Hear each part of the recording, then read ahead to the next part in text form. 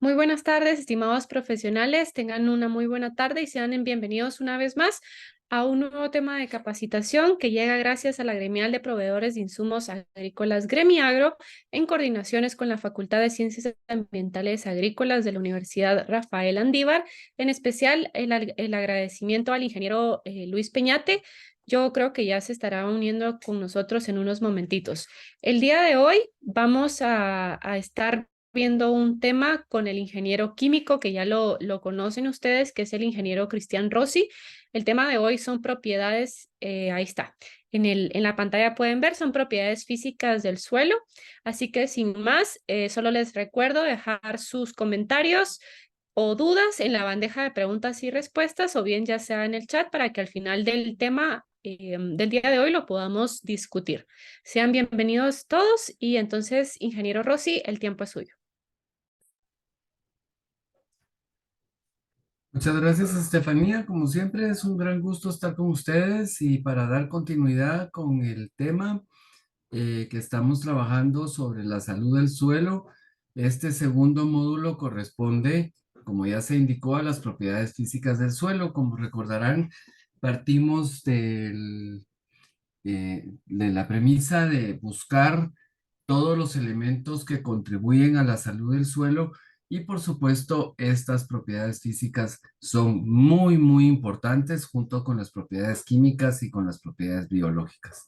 Así es que como siempre y como ya les recordó Estefanía, al final tendremos nuestro periodo de preguntas y respuestas que pueden irnos enviando como siempre a través del el chat de preguntas y respuestas o también por el chat en sí de la capacitación.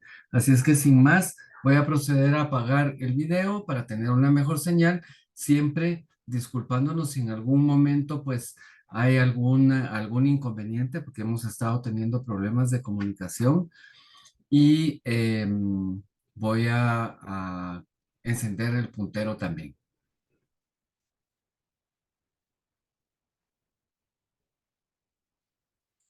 Bueno, estamos listos para proceder. Entonces, como siempre con el tema, vamos a revisar nuestra agenda.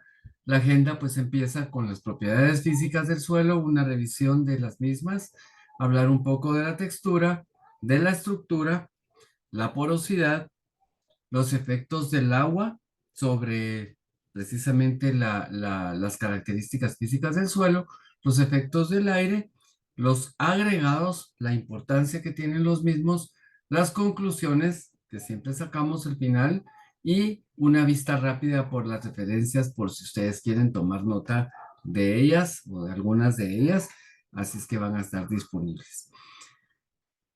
Retomando nuestra gráfica, nuestra diapositiva en donde está el resumen de lo que estamos, del tema que estamos tratando ahora, pues nos estamos enfocando en la salud del suelo y como ya mencionamos, se integran las propiedades físicas, las propiedades biológicas y las propiedades químicas. Cada una de ellas proporciona una serie de características, de factores y de aspectos que tenemos que tomar en cuenta y nos vamos a enfocar en los aspectos físicos. Esos son los que vamos a discutir en esta capacitación y más adelante pues hablaremos de los aspectos biológicos y de los aspectos químicos que están involucrados. Entonces, ¿cuáles son los procesos dependientes de las características físicas del suelo? Pues el primero que podemos poner sobre la mesa es la facilidad de labranza, la facilidad en el manejo o tanto la facilidad como la dificultad en la labranza debido a las características en sí, las características físicas del suelo. El movimiento del agua. Y cuando hablamos del movimiento del agua, es como el agua pasa a través del suelo o sencillamente eh, se forman las escorrentías o hay acumulación, esto dependiendo de esas características físicas. El almacenamiento de agua, porque no solo es el movimiento a través del suelo, sino que también nos interesa establecer cómo se da ese proceso del almacenamiento que es tan importante. Está la resistencia a la erosión, que dependiendo de las propiedades físicas, como ya hemos hablado, pues se da esa resistencia a la erosión o se facilita también el proceso de erosión.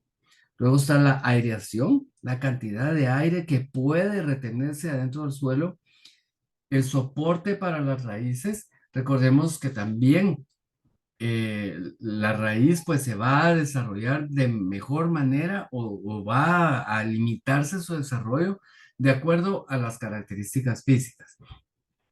La proliferación física de estas raíces, o sea, no solo en la parte del soporte, sino que esa proliferación que permite pues la absorción de nutrientes, permite la fijación de mejor manera al suelo de las plantas, entre otros aspectos. Y está también el movimiento de organismos. Recordemos que también se dan estos movimientos dentro del suelo dependiendo de cómo son las características físicas, qué tan separadas están las partículas, de la textura, de la estructura, que ya vamos a discutir un poco más adelante.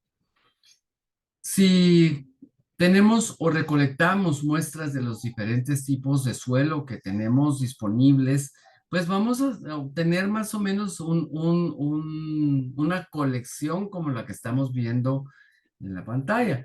Y vemos desde materiales muy oscuros hasta materiales rojizos, partículas bien definidas, partículas poco definidas o granulometrías muy finas. En fin, hay una gran variación, suelos que se mantienen más húmedos, suelos que se mantienen tal vez más secos.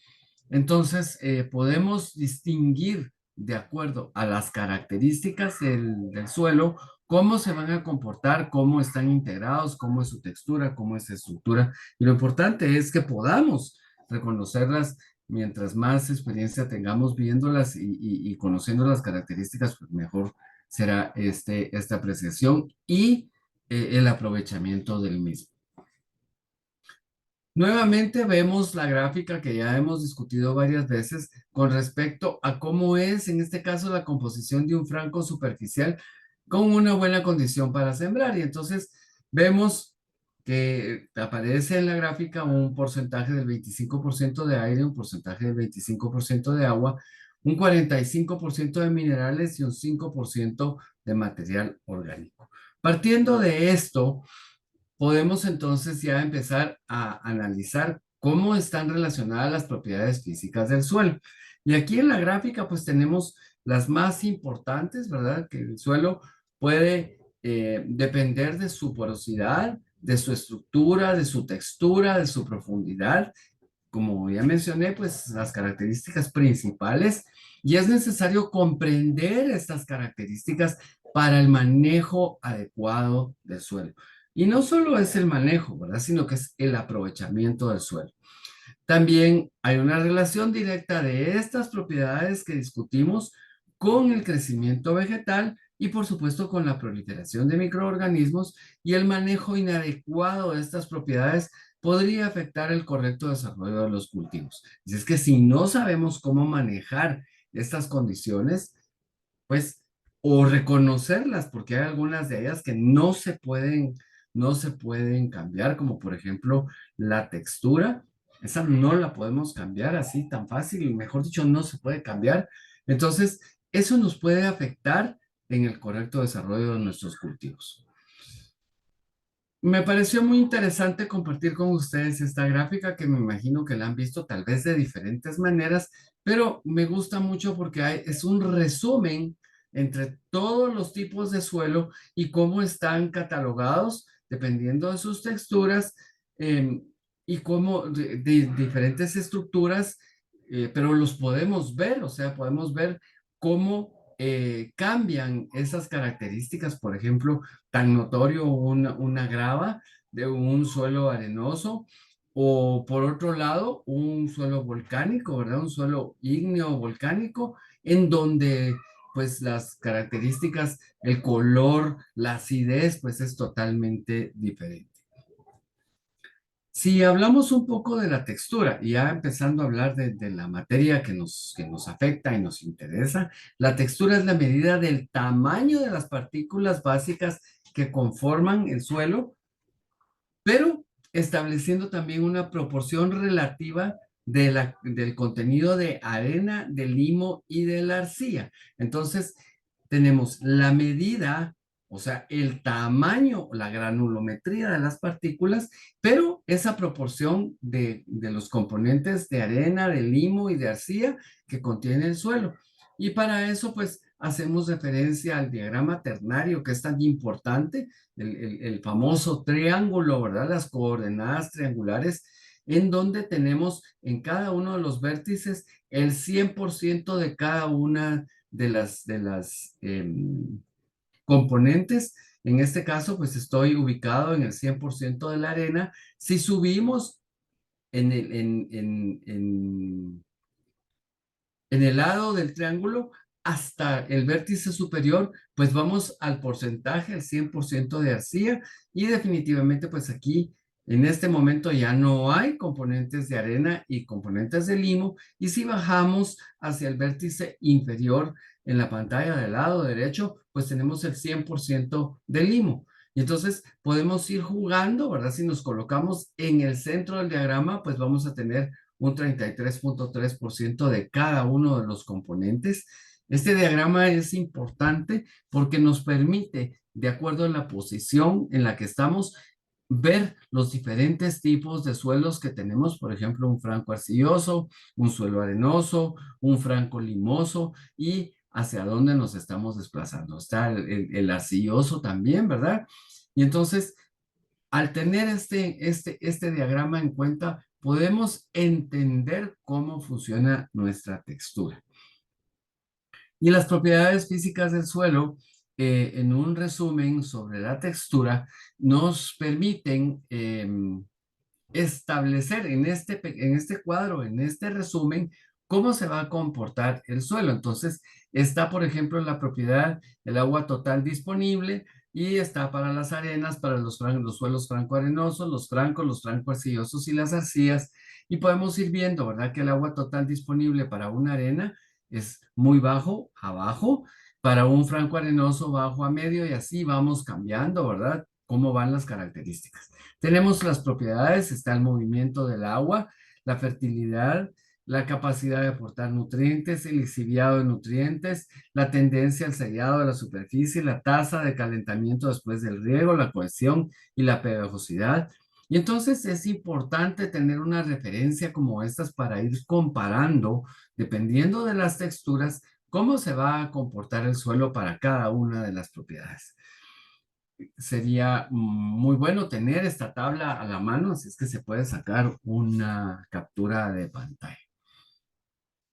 Además, pues si vemos prácticamente los puntos de los vértices del triángulo, pues podemos tener los suelos arenosos, los suelos arcillosos y los suelos francos, comparándolos ya directamente cómo se ven, cómo son las características de cada uno de ellos.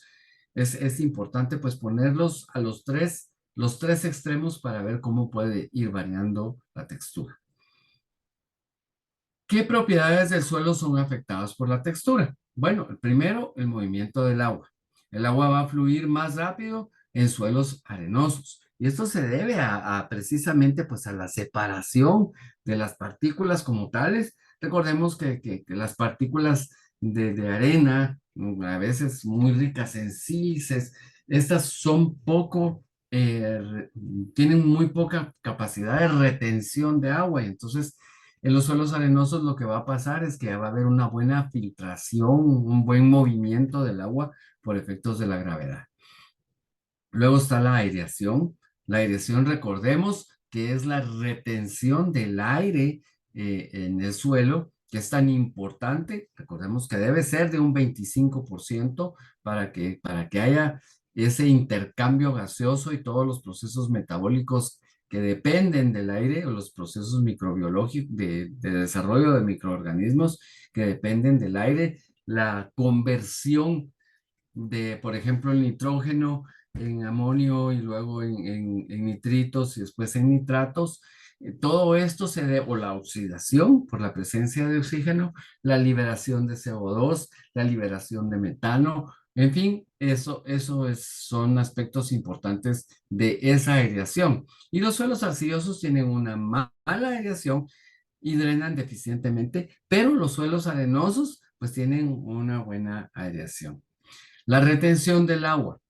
Ya lo habíamos mencionado, pero la retención del agua en los suelos arenosos con muchos macroporos y drenaje libre del agua. En sequía, las plantas estarán en un estrés hídrico cuando están en estos suelos.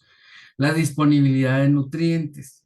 Los suelos arenosos, por ejemplo, contienen menos nutrientes disponibles para las plantas y eso se debe a que tienen muy baja capacidad de intercambio catiónico, que ya lo vamos a discutir cuando hablemos de las propiedades químicas del suelo, pero recordemos que por otro lado, pues los suelos arcillosos o los suelos muy ricos en materia orgánica, pues van a tener una capacidad de intercambio catiónico mucho mayor. Además de la facilidad de labranza, mayor requerimiento en los suelos arcillosos con una textura fina en comparación con los suelos arenosos. Los suelos arenosos son bastante sueltos, son muy fáciles de trabajar. Susceptibilidad a la compactación. Esto es relevante en suelos de textura intermedia y fina por la influencia en porosidad y reacomodo de las partículas del suelo. La erosión, que las partículas poco unidas del suelo presentan alto riesgo de erosión por viento y agua. Recordemos que la erosión es ese proceso de desgaste en sí de las partículas, o sea, las partículas van a ir disminuyendo su granulometría por diferentes efectos, no solo es por viento y agua, también es por el manejo, también es por la compactación debido a presencia de animales. Entonces, tomemos en cuenta este proceso de erosión. Hablemos entonces ahora un poquito más de las propiedades físicas. Hablemos de la estructura. La estructura es la forma en que se agregan las partículas del suelo. ¿Cómo están relacionadas unas con otras? Entonces, ¿cómo están esas partículas de arena, de limo y de arcilla? ¿Qué tan grandes son los espacios entre unas y otras? ¿Qué tan orientadas están las partículas? ¿Qué tanto espacio hay para retención de aire y de agua que nos interesa tanto para los cultivos? Y determina la capacidad del suelo para airearse, movilizar agua y nutrientes. Por supuesto que si hacemos un análisis, ampliamos la estructura grandemente, podemos ver, pues, por ejemplo, que hay poros en donde se va a retener, si son de gran tamaño, una buena cantidad de aire. Si son poros pequeños, pues tenemos la capacidad de retener mayor cantidad de agua. Y esto se debe a los procesos de capilaridad que ya vamos a discutir. Si vemos y comparamos las estructuras, pues vamos a reconocer las diferentes, ¿verdad? La estructura columnar, la subangular, la angular, la prismática y la laminar, cada una con sus contrastes, cada una que depende precisamente de cómo están colocadas esas partículas y cómo varía el tamaño de esas partículas. Ya había mencionado el efecto de la capilaridad, ¿verdad? Pero eso está relacionado con los poros, el tamaño de los poros de los intersticios que hay entre las partículas y el tamaño va a estar relacionado con la retención del agua. Entonces, la porosidad está relacionada con el drenaje, con intercambio de gases, sobre todo de oxígeno, nitrógeno. Suelos suaves permiten la exploración de las raíces, pero lo importante aquí es que entendamos este fenómeno que tiene que ver con la fisicoquímica en sí del suelo. Recordemos que dependiendo del diámetro que se forma en los canales o espacios que están entre el suelo, dependiendo del diámetro, mientras el diámetro sea menor, el agua va a tender a subir, a elevarse a una altura mayor con respecto a los diámetros de mayor tamaño. Y esto lo podemos observar como, por ejemplo, cuando colocamos una pajilla o un popote adentro de un vaso de agua, un vaso que contiene agua, pues vemos que dependiendo del diámetro de la pajilla o del tubo que estamos colocando, así es la altura a la que se levanta el menisco sobre el nivel del agua. Bueno, esos son los efectos de la capilaridad. Recordemos también que gracias a esos efectos de capilaridad del xilema y del floema es que se permite el movimiento del líquido adentro de los tallos y de las estructuras vegetales. Entonces, si juntamos todos esos conocimientos, pues entenderemos que en el suelo, mientras más separadas las partículas se encuentren, más facilidad de guardar aire, pero menos de retener agua vamos a tener. Mientras que si las partículas se encuentran muy cercanas unas con otras, pues la capacidad de retención de agua va a ser mayor. Hablemos un poco de los efectos del agua. Y aquí en la lámina tenemos una comparación sobre un efecto no deseado contra un efecto deseado. En este caso, pues lo que está pasando es que hay escorrentías sobre la superficie, no está ingresando la cantidad de agua adecuada, o puede ser también, ¿verdad? Que haya demasiada cantidad de agua, eh, que en este caso, pues que se haya regado demasiado o haya llovido una buena cantidad de agua y el suelo se satura y ya no es capaz de permitir que haya la filtración a través de, y entonces se dan las escorrentías, se da el lavado de nutrientes, y en fin, una serie, arrastre de materiales, una serie de erosión, una serie de fenómenos, mientras que si, por ejemplo, tenemos un sistema de riego en donde estamos utilizando canales para distribuir el agua, pues esto es un efecto deseado, mientras que este es un efecto no deseado. Y la infiltración del agua, pues obviamente se va a deber al espacio que se da entre las partículas, entre el arreglo de esas partículas y, por supuesto, cuando tenemos una capa, una costra o un suelo muy arcilloso, endurecido, lo que vamos a obtener es un efecto de escorrentía y esto va a ayudar a la erosión. Mientras que si hay una buena infiltración, se disminuye la escorrentía y se disminuye la erosión por ese paso del agua a través de las partículas. Entonces, viendo aquí, vamos a poner todos los aspectos de una vez.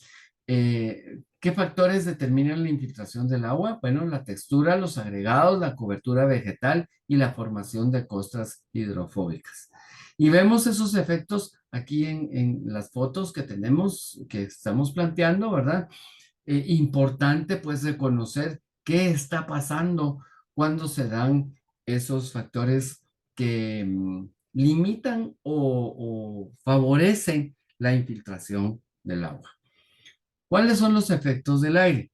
Bueno, rápidamente recordemos esa presencia del aire en el suelo, ese 25% que es tan importante. El 50% del volumen promedio del suelo está compuesto de agua y aire. Eso solo para recordarnos, las fases se van a encontrar en equilibrio, deberían estar en equilibrio, y los polos del suelo que no contienen agua están ocupados por aire. Ese aire es el que constituye la atmósfera edáfica, que va a ser totalmente diferente a la atmósfera, el aire normal que encontramos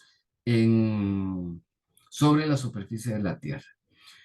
La presencia del aire en el suelo, pues, va a tener una cantidad diferente de oxígeno y ese oxígeno es el que utilizan los organismos que viven dentro del suelo y van a liberar CO2. Y a eso le llamamos proceso de respiración del suelo.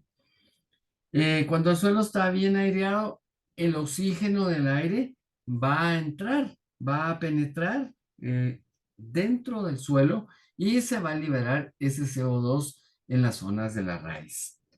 Entonces, la aireación es deficiente, un resultado de un drenaje pobre, compactación mecánica y se inhibe fuertemente el crecimiento del cultivo.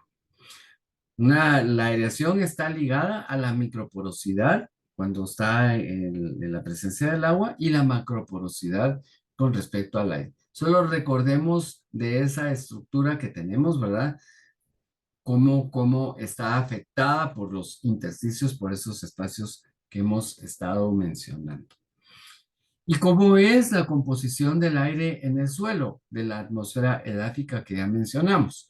Bueno, si comparamos en los ambientes, por ejemplo, aquí la atmósfera promedio y un suelo bien aireado contra un suelo saturado, vamos a ver la diferencia en la cantidad de oxígeno presente.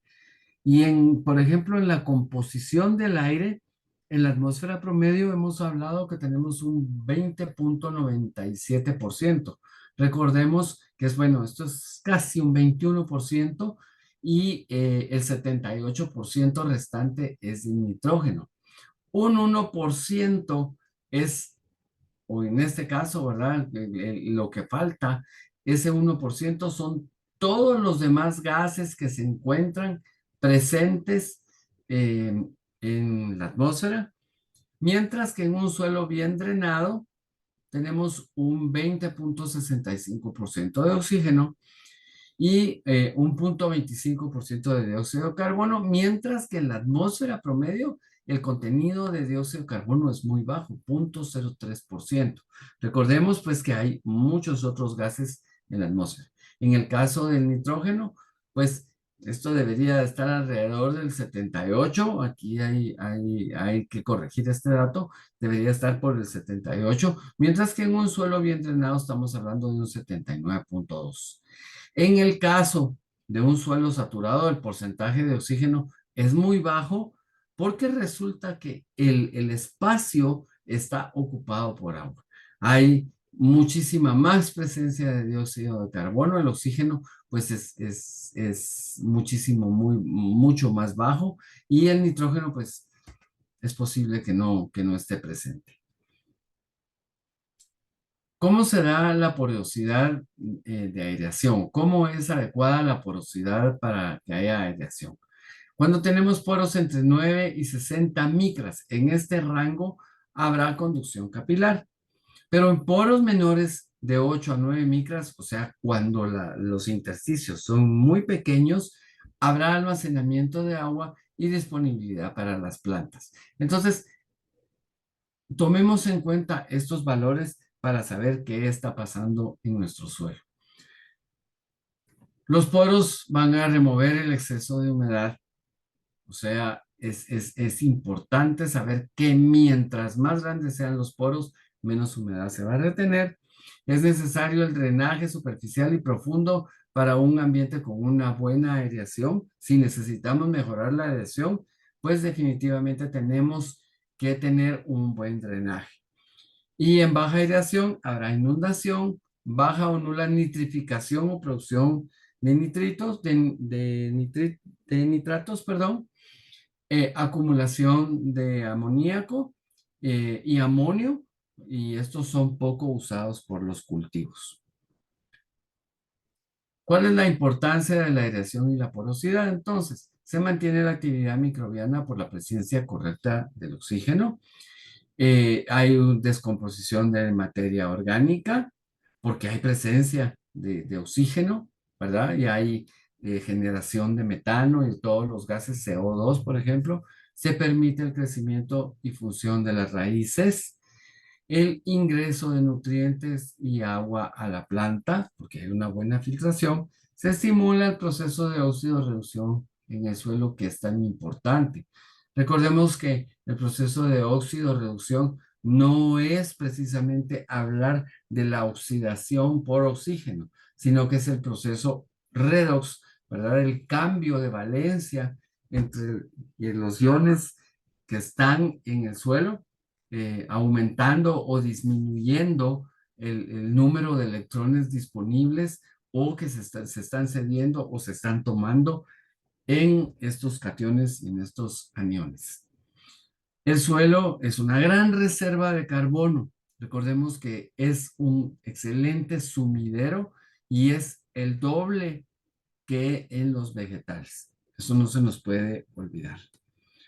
Hablemos un poquito de los agregados. Recordemos que los agregados se van formando con el paso del tiempo adentro del suelo y que es un proceso que se debe pues a la interacción de muchos factores principalmente la acción de los microorganismos junto con la presencia de agua, con la materia orgánica, con los intersticios, la degradación de la materia orgánica, los restos de los microorganismos, como ya pues hemos mencionado. Entonces, este es un proceso que nosotros tenemos que cuidar, la formación de los agregados, y que están sujetos a destruirse mientras más labranza hagamos en el suelo. Por eso es importante que la labranza se haga en la cantidad correcta para mantener ese equilibrio de agregados que es tan importante dentro del suelo. La estabilidad entonces de los agregados va a depender de cómo cuidemos nuestro suelo, y tenemos que tomar en cuenta que los suelos con baja estabilidad de agregados tienden a formar costras superficiales, duras. En otras palabras, cuando tenemos un suelo arcilloso y no hay presencia de materia orgánica, entonces, y no hay proliferación de microorganismos, pues definitivamente las costras, las partículas se van a agregar, se van a compactar por la presencia de agua, la evaporación, se van a solidificar, y eso es porque no hay suficientes agregados. La costra reduce la infiltración del agua, como ya vimos, ¿verdad? Hay depósitos sobre la superficie del suelo y esto estimula la erosión. Por supuesto que también la costra reduce el intercambio de aire porque no va a haber aireación, no va a haber entrada de los gases al suelo, y esto puede ser peligroso para el equilibrio que necesitamos mantener. Si vemos cómo se da el proceso o cómo es la estructura de los agregados que se da por la acción de microorganismos y diferentes materiales, si analizamos un agregado, si tomamos una partícula de agregado y lo vemos, por ejemplo, en un microscopio, en donde el tamaño de partícula aquí en esta escala, pues esto representa 3 milímetros, si vemos cómo está formado, cómo está esa estructura, pues vamos a ver hifas de hongos, trocitos de raíz y microagregados. Y si tomamos un trocito de ese agregado y lo ampliamos hasta pues 10 veces, vamos a ver entonces las hifas de los hongos, las esporas, ya los trozos de raíz mejor definidos. Si seguimos ampliando ese es un trozo de ese agregado, y ya lo vemos a una razón de 10 nuevamente. Ahora ya estamos hablando de que nuestra escala en esta porción es de 0,03 milímetros, pues ya vamos a empezar a ver limos incrustados con restos de microbios, como lo vemos por aquí, restos de plantas y microbios incrustados en arcillas. En fin, vamos viendo los cambios en la composición. Y al final, pues si hacemos una última ampliación a 0,003 milímetros, o sea, ya vamos a ver los poros en donde se está reteniendo el agua, los restos de microbios, las partículas de arcilla bien definidas, eh, los demás componentes minerales, entonces, o presencia de arcilla y de humus. Esto es importante entenderlo porque esta estructura que se mira como una especie o sea, de conglomerado, pues está formado por esta estructura tan compleja de todos estos elementos que son los que nosotros tenemos que cuidar. ¿Cómo es la interacción de las características físicas en el suelo? ¿Cómo se da esa interacción? Bueno, tenemos que tomar en cuenta que cómo están las características o cómo se dan esas características van a permitir diferentes fenómenos dentro del suelo. Por ejemplo, la porosidad va a afectar a la infiltración, como ya lo hemos mencionado. Dependiendo de qué tanta porosidad haya, así va a ser la infiltración. Y si vemos también, pues así va también a afectar la cantidad de oxígeno y la cantidad de aireación, o sea, de los gases que están presentes. Si vemos la presencia de cobertura vegetal, que es tan importante para mantener la humedad, para evitar la erosión y todo lo que ya hemos mencionado, pues la cobertura vegetal va a promover la infiltración y va a evitar, va a afectar la escorrentía definitivamente.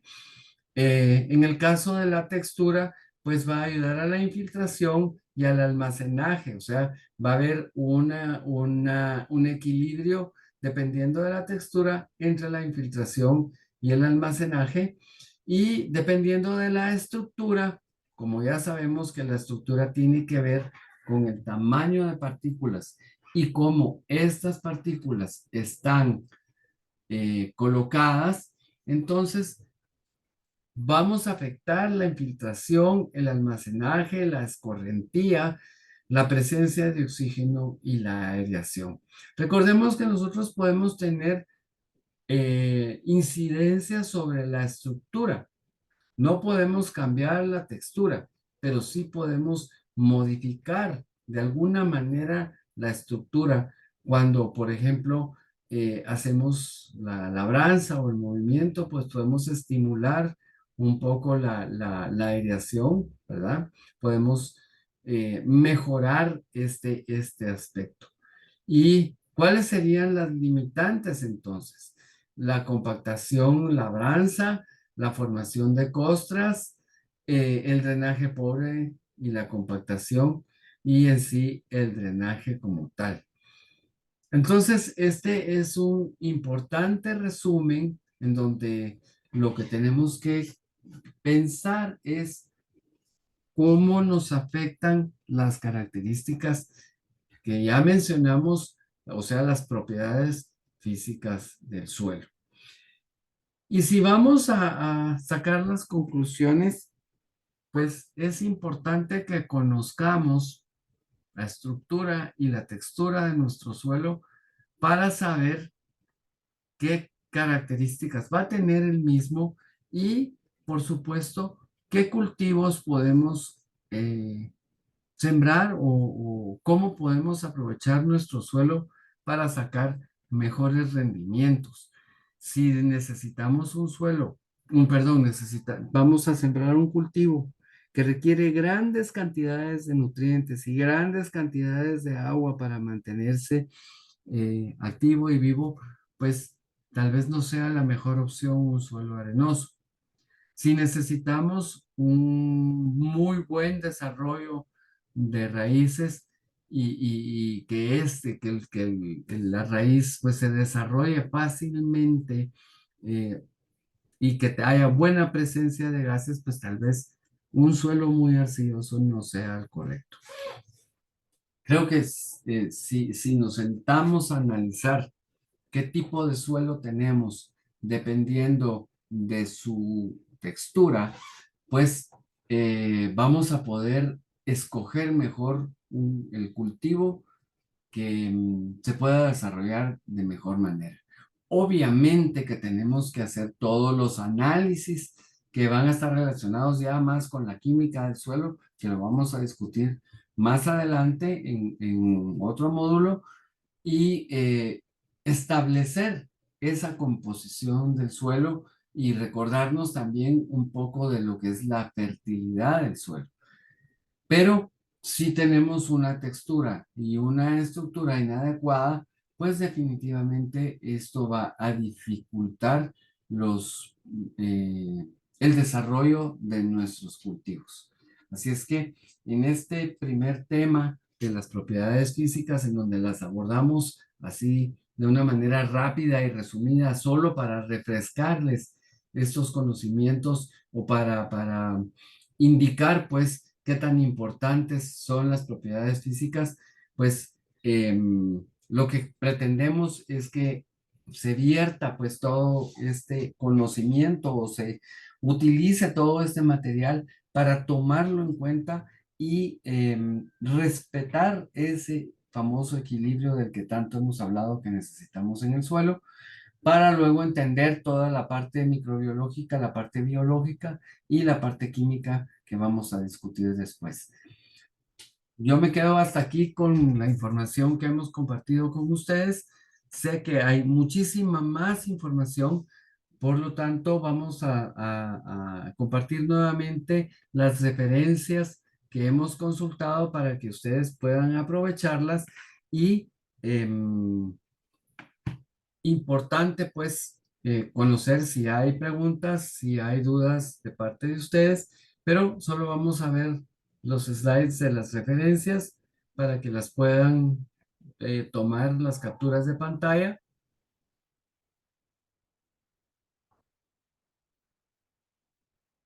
Esta es la última de las referencias de los documentos y estas son las referencias que tenemos de los enlaces que ustedes pueden consultar también por si les interesa conocer un poco más.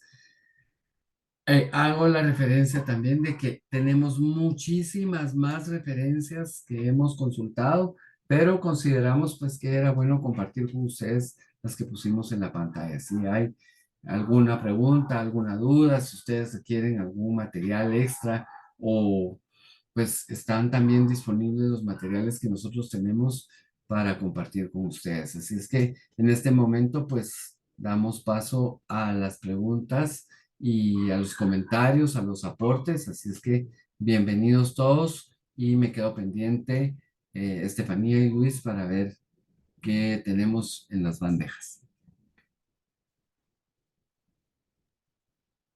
Bueno, Cristian, muchísimas gracias por toda la información que nos compartiste hoy. Muy interesante que podamos recordar siempre em, lo más básico que tenemos como recurso, que es el suelo, ¿verdad?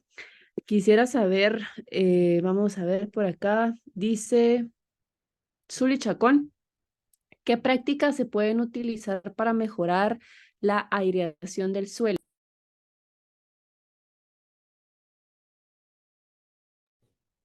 Bueno, recordemos que la aireación es la presencia de la atmósfera edáfica que ya mencionamos y definitivamente que la aireación va a estar determinada, como ya vimos, dependiendo del tamaño de los intersticios, de los espacios, de los poros que hay entre las partículas del suelo.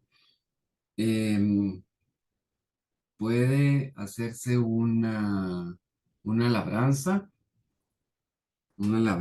equilibrada, una labranza en la cantidad correcta para remover el suelo, para permitir el ingreso o sea, cuando se hace la preparación del suelo para permitir el ingreso del aire y estimular también la liberación pues de los gases que están contenidos adentro del mismo, pero pueden utilizarse también diferentes materiales, eh, como ya mencionamos cuando hablamos de las enmiendas que tienen que ver con la parte física y la parte mecánica, todas las enmiendas que tienen que ver con esa mejora en la estructura, cuando es posible hacerlo.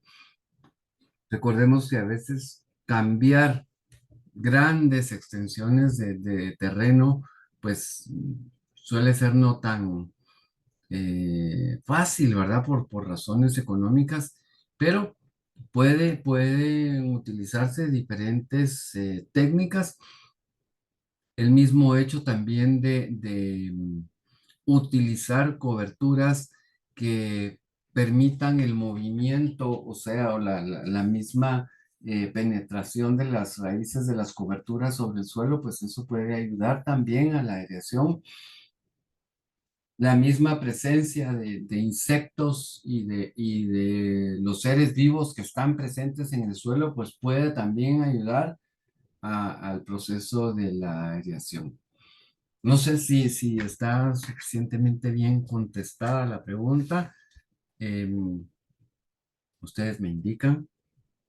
Sí, también recordemos los cultivos de cobertura, que a veces se tiene la mala costumbre de dejar, llamémosle, el suelo completamente desnudo, pero recordemos que los cultivos de cobertura pues nos ayudan a recuperar los niveles de aireación porque las raíces van penetrando en la tierra y pues ayudan a reducir el nivel de compactación que tiene un suelo, ¿verdad? Adicional, como lo mencionaba el ingeniero Rossi, de la materia orgánica o las enmiendas que podamos nosotros agregar. Elder Latín, por acá nos consulta según su vocación, ¿qué tipos de suelo tenemos en Guatemala? Híjoles, a Elder le puedo contestar. Bueno, ahí sí les pediría ayuda a Luis y Estefanía. Sí. Ustedes que son expertos en el tema me pueden ayudar de mejor manera. No sé si Luis Peñate está, el ingeniero Peñate está presente con nosotros, porque recuerden, yo soy ingeniero químico, no soy ingeniero agrónomo, entonces creo que ahí sí necesito ayuda, por favor. Ok. Hoy no sé, el ingeniero Peñate me imagino que tuvo alguna emergencia y no se pudo conectar, pero le comento, Elder. Los suelos de Guatemala pues son diferentes tanto en el occidente, en la parte del sur y en la parte del norte. En Guatemala tenemos, llamémosle el beneficio o el honor de poder tener diferentes microclimas en cada parte de nuestro país, por lo que tenemos alfisoles, también tenemos entisoles, molisoles creo que son, vertisoles, los andisoles que son los de la parte de la costa, llamemos, inseptisoles y los ultisoles.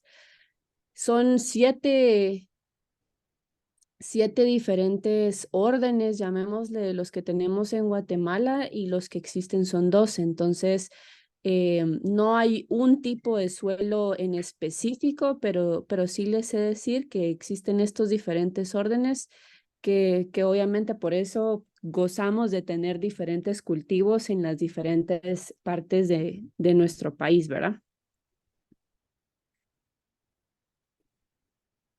Ok, vamos a ver. Espero por ahí que Elder me confirme si quedó clara su respuesta.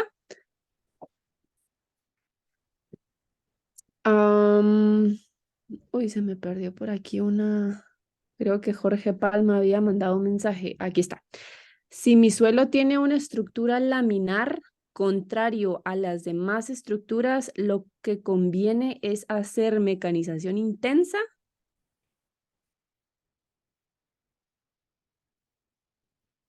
¿Eso es una pregunta o es una observación? Sí, sí es una pregunta. Ah, ok. Es que más me sonó como que era una recomendación. La estructura laminar lo que hace es hacer una especie de lajas o capas de agregados minerales, pero mecanización intensa no es recomendada. O sea, debemos recordar que cada vez que se remueve el suelo, y por eso es que tenemos que hacer hacer la mecanización equilibrada, cada vez que se remueve el suelo, se exponen todos los materiales, los microorganismos, en sí a la luz ultravioleta, por ejemplo, a la acción del oxígeno del aire directa, en fin, hay una serie de problemas si esto se hace con demasiada violencia, pues llamémosle así, perdón por la expresión, pero debe establecerse a qué profundidad tenemos que trabajar por el desarrollo de las raíces de nuestro cultivo para no perturbar o no dañar o mezclar las capas internas del suelo con las capas que realmente tendríamos que trabajar. Ahora bien, si se está formando esa estructura laminar, tal vez valdría la pena hacer un análisis y determinar si el cultivo o lo que se quiere hacer con el suelo, pues es adecuado. Eso sería mi recomendación. No sé, Estefanía, qué opinas al respecto? Yo no soy Sí. experto, insisto, en agricultura. Y a mí háblenme más de la parte química, de la parte estructural y de cómo funciona todo esto. en el sentido pues de fisicoquímica y de relaciones, pero así ya experiencia tanta agrícola yo no tengo. Sí, es importante que podamos hacer ciertos tipos de correcciones, llamémosle, pero la mecanización intensa no es la solución. Lo que sí podríamos pensar siempre es de lograr ensanchar los poros de la estructura para que pueda tener mejor drenaje y pues obviamente pueda tener lugar la raíz a poder crecer, ¿verdad? Vamos a ver. Por aquí Elder me está comentando, solo que según su vocación de suelo existen 8, pero no recuerdo cuántos son de vocación agrícola. Sí, según yo recordaba, eran los 12, pero puedo revisar en un momento, Elder. Por el momento vamos a continuar con Steven Valdés. A ver. Dice, en general y de acuerdo a su experiencia, ¿cuál es considerada la textura o estructura del suelo ideal? He escuchado de varios colegas el suelo franco-arcilloso, considerando que dependerá del cultivo. Muy buena presentación, muchas gracias. ¿Quieres contestar, Cristian? Ah, era también pregunta, es que más también me sonó como a observación. Pues todo depende de el tipo de cultivo y qué requerimientos tiene el cultivo también, porque recordemos que tenemos que estar en un equilibrio entre las tres componentes que establecen la textura del suelo. Si vamos a suelos muy arenosos, obvio, pues vamos a tener mucho drenaje, poca retención de nutrientes. Si vamos a suelos arcillosos, pues lo que vamos a tener es muy buena capacidad de intercambio catiónico, pero los suelos se endurecen, los suelos van a tender a formar costras, a compactarse muy fácilmente. Si nos vamos a los limosos, pues lo que vamos a tener es mucha presencia de minerales o sea, va a cambiar totalmente la estructura. Entonces, se busca que estemos en el equilibrio en donde haya suficiente material de cada uno para permitir las características que necesitamos de acuerdo al cultivo y a los requerimientos nutricionales de cantidad de aire que debe haber en el suelo y también de cantidad de agua que debe haber en el suelo. No sé, Estefanía, si tú querés agregar algo más. No, siempre usando la palabra mágica, depende como tú mencionabas, porque llamémosle un suelo para el cultivo de papa, no va a ser el mismo que vamos a necesitar para el maíz, llamémosle, ¿verdad? Entonces, eh, depende de qué cultivo nosotros tengamos, podemos decir si un franco arcilloso es mejor o un franco arenoso va a ser mejor, ¿verdad? Ahí sí que va a depender de Ajá, lo que nosotros claro. necesitemos. Vamos a ver, ok. Perdón que te interrumpa, Ajá. creo que es una buena guía usar el diagrama triangular para ubicarnos, ¿verdad? Y entender ¿a qué nos referimos cuando hablamos de esas regiones de franco arenoso o franco arcilloso para más o menos entender en dónde estamos en el diagrama? Ok, gracias, Cristian. Por acá tenemos una última pregunta de Juan Paz. Dice, ¿en qué capa del suelo se encuentra la mayor parte de materia orgánica? Bueno, normalmente la materia orgánica está ubicada en las partes muy cercanas a la superficie y un poco más abajo, ¿verdad? No a grandes profundidades, sino que más en las capas superficiales y digamos que a una altura de entre 5 y 15 centímetros. Ahí es donde está la mayor cantidad de materia orgánica, siempre y cuando em, esto sea un proceso natural. Recordemos que la materia orgánica va a proceder de la descomposición de todos los restos vegetales y todos restos de microorganismos y de insectos que están presentes. La concentración de microorganismos va a ir disminuyendo con respecto a la altura, a la profundidad del suelo. Y, por ejemplo, a una altura de 140, perdón, de 40 milímetros, 40 centímetros, ya me estoy confundiendo, de 40 centímetros, va a empezar a disminuir gradualmente o rápidamente la cantidad de microorganismos disponibles. Entonces, tomemos en cuenta que los microorganismos, el proceso de degradación de la materia orgánica y todos esos fenómenos se dan en donde están las áreas en donde está retenida la materia orgánica. Entonces, a grandes profundidades ya no hay materia orgánica, ya empezamos a tener pues un cambio en sí en el suelo y ya esas partes pues ya no son tan buenas para cultivos de tipo producción, por ejemplo, hortalizas y ese tipo de cuestiones. Por eso es que las raíces de las hortalizas son cortas porque están aprovechando los nutrientes que están disponibles en esas capas o de poca profundidad. Sí, recordemos los horizontes que tenemos en el suelo, ¿verdad? Lo que Juan mencionaba podría ser en el horizonte O en el horizonte A y después, como mencionaba Cristian, en los últimos horizontes que tenemos más abajo, que si no estoy mal era el horizonte E y el horizonte F para los amantes por ahí de la edafología. Ok, ¿hay alguna otra pregunta o algún otro comentario antes de dar cierre a la ponencia del día de hoy? Quisiera saber si todas las preguntas quedaron claras o hay algo por ahí que podamos resolver aún. Ok, Hugo Flores dice, ¿cuánto tiempo tarda en descomponerse la materia orgánica? Gracias por recordarme mi palabra mágica. Depende.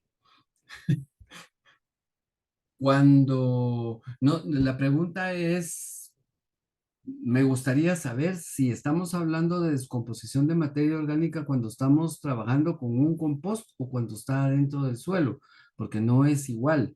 El proceso de degradación de la materia orgánica cuando se está haciendo una pila de compostaje, se está moviendo, se está graduando la temperatura, se está controlando la humedad, cuando se hace correctamente, por supuesto, y entonces el proceso es mucho más rápido. Dentro del suelo, como la capacidad de intercambio de gases, la proliferación de microorganismos, el control de temperatura es diferente, suele requerir mucho más tiempo. Entonces, en un proceso de compost estamos hablando de entre 3 semanas a 2 meses o 3 meses en un proceso bien armado, en un proceso regulado. Puede ser que hayan procesos mucho más largos dependiendo de la disponibilidad y las características de la materia orgánica. Y si estamos teniendo pues materia orgánica rica en celulosa y rica en lignina, eso va a tomar muchísimo tiempo en degradarse. Entonces, esto eh, el tiempo puede aumentar muchísimo dentro del suelo porque no se dan todos esos factores o no se puede controlar como lo podemos hacer afuera. Pero es una idea general. Por eso se habla de reponer la materia orgánica para ciertos cultivos y ciertos tipos de suelo en un año. Hay en algunos casos que se requieren 2 años y hay algunos casos en donde se requieren 5 años para reponer la materia orgánica. Pero por eso insisto en depende. Ok, gracias, Cristian. Vamos por aquí a resolver una siguiente pregunta de Jorge Palma. Dice, en áreas pantanosas que son drenadas para plantar cultivos, es frecuente que se encuentren cantidades de materia orgánica elevados que provocan que los pH bajen hasta 4 o menos. ¿Qué se puede hacer para acelerar esta descomposición a niveles adecuados? Ay, ay, ay, eso es complicado. Eso es complicado porque cuando se dan esos fenómenos, pensemos en la sedimentación de toda esa materia orgánica. Y no solo es la materia orgánica, también hay grandes cantidades de minerales y de lodos. Si el pH ha bajado tanto, pues recuperar ese pH a niveles que sean adecuados para cultivos, pues va a requerir de enmiendas definitivamente. Hay que hacer un tratamiento encalado que se le llama, para subir el pH en primera instancia y luego pues recuperar la estructura del suelo.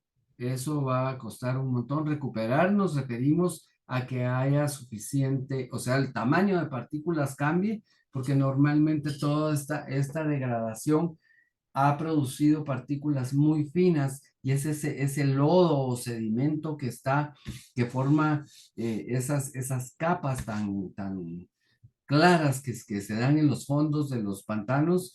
Eso suele ser complicado. Además, pues hay un exceso de humedad y esto se debe también a sedimentación, a cambio en la estructura, perdón, mejor dicho, cambio en la estructura, sí, donde hay formación de lodos y de estas costras. Yo lo veo complicado porque requiere muchos recursos eh, y requiere mucho trabajo para recuperar eso. Hay que hacer movimiento de tierra, hay que hacer un montón de cosas. Pero no sé si alguien ha tenido experiencia como para que nos ayude. Yo en lo personal no he sabido, no he visto eso. Sé que, por ejemplo, en los lagos que están eutrificados es muy complicado porque hay que remover toda esa materia orgánica y moverla a otro lugar para recuperar, pues, el sistema. Ok, gracias, Cristian. Por aquí estaba complementando Jorge si habían sí, microorganismos que ayudaran y que fueran favorables para incorporarlos, Bueno, hay que tener para poder acelerar esta descomposición, ¿verdad? Hay que tener mucho cuidado con los microorganismos y con los organismos vivos que vamos a colocar en los sistemas.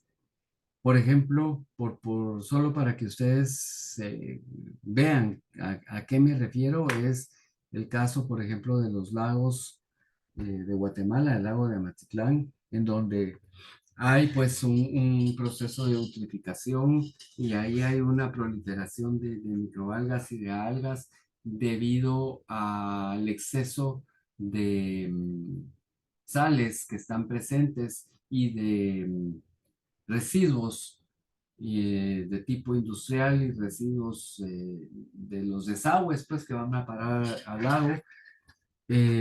Hay que tener mucho cuidado con eso. No solo es de microorganismos, sino que hay que hacer procesos de aireación también para que haya suficiente cantidad de oxígeno presente y se dé la degradación correcta de la materia orgánica. Y entonces estamos hablando de aireación, eso es movimiento del agua.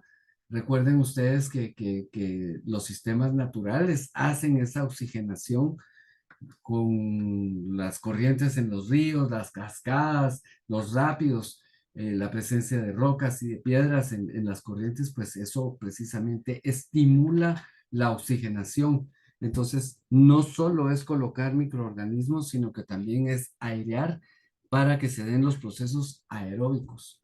Si no, lo que empieza a pasar es que hay un proceso anaeróbico y eso puede ser peligroso porque entonces hay producción de gases tóxicos, hay producción de sustancias que de todas maneras va a haber que eliminar.